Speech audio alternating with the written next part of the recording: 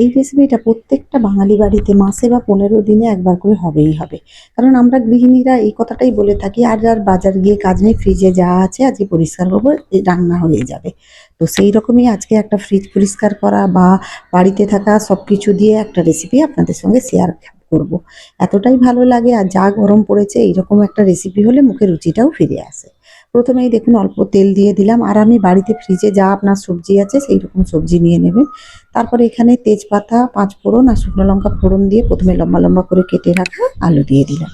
আমি এখানে 3 জনের মতো খাবে সেই হিসেবে করছি, আপনারা আপনাদের মতো পরিমাণটা বাড়িয়ে আর কমিয়ে নেবেন।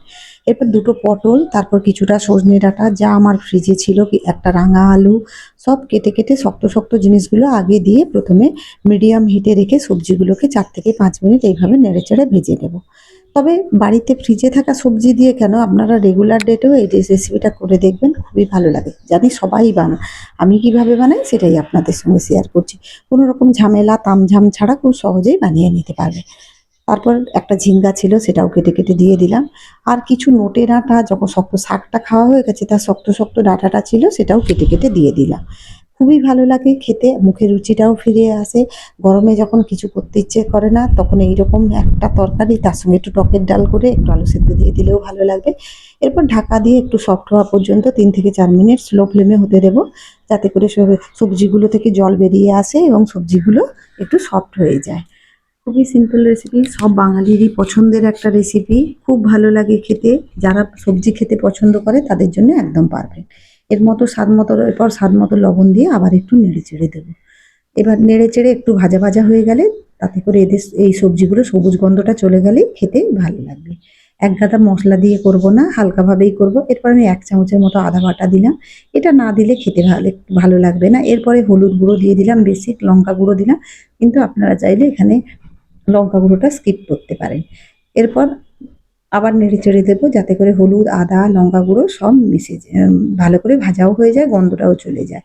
আপনারা লঙ্কা গুঁড়ো যদি না দেন, কাঁচা লঙ্কার পরিমাণ, আমি কাঁচা লঙ্কা দেবো, আমরা একটু ঝাল খাই বলে আপনি কাঁচা লঙ্কার পরিমাণটা বাড়িয়ে দিতে পারেন, কোনো অসুবিধে নেই। হ্যাঁ, দিয়ে ভালো করে নেড়ে চেড়ে আবার একটু ভাজা ভাজা করে নিলাম, যাতে করে দেখুন এরই মধ্যে অলরেডি সব হাফ কুক হয়েই গেছে, আলু টালু দেখুন এরই মধ্যে সেদ্ধই হয়ে গেছে। বেশিক্ষণ লাগবে না এইভাবে নাড়াচাড়া করে করলে। এরপরে আমি এতে 1 থেকে 1.5 গ্লাসের মতো, 1 গ্লাসের, বড় গ্লাসের 1 গ্লাসের মতো গরম জল দিয়ে দিলাম। কারণ এখন একটু গ্যাসের সমস্যা, বা রেসিপিতে দেখবেন গরম জল দিলে তাড়াতাড়িও হয়, স্বাদটাও বজায় রাখে, খুব একটা সবজিগুলো খুব তাড়াতাড়ি সেদ্ধও হয়ে যায়। এবার ঢাকা দিয়ে 10 মিনিটের মতো স্লো ফ্লেমে হতে দেবো। দেখুন দেখাই যাচ্ছে যে সবজিগুলো ভালো করে সেদ্ধও হয়ে গেছে, আর এর ঝোলটাও অনেকটা কমে গেছে। তবে এটাকে আরও শুকনো করে নেব। এই পর্যায়ে আমি আপনাদেরকে চেক করে দেখিয়ে দিচ্ছি। দেখুন সবকিছু খুব সুন্দরভাবে সেদ্ধ হয়েছে, নাহলে কিন্তু খেতে ভালো লাগবে না। গ্যাসের ফ্লেমটা এবার বাড়িয়ে দেবো, বাড়িয়ে যতটা ঝোল, আমি একটু চিনি দিলাম। যদি আপনারা পছন্দ না করেন রাঙা আলুগুলো অবশ্যই ভেঙে দেবেন। এরপর আমার ভাজা মশলা ঘরে রেডি থাকে, যদি থাকে অবশ্যই দেবেন, নাহলে একটু জিরে ভাজা গুঁড়ো দিয়ে দেবেন, দারুণ স্বাদ হয়। আমি ভাজা মশলাটা করে রাখি, অল্প একটু দিয়ে দিলাম, আর কোনো মশলা আমি এতে অ্যাড করিনি। আর ভাজা মশলাটা দিলে এর স্বাদটা ঠিক ঠাকুরবাড়ি ফিল আসে, যেন ভোগের রান্না খাচ্ছি।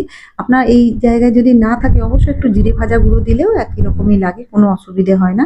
গ্যাসের ফ্লেমটা বাড়িয়ে ঝোলটা জলটা শুকনো করে নেবো। দেখুন শুকনো হয়ে গেছে, এই দেখুন কত সুন্দর দেখতে হয়েছে। সব আলুগুলো, রাঙা আলুগুলো আমি ভাঙিনি। তো আপনাদের কেমন লাগলো আমার এই সিম্পল রেসিপিটা? যদি ভালো লেগে থাকে অবশ্যই কমেন্ট করে জানাবেন, পারলে একটা লাইক দিয়ে দেবেন।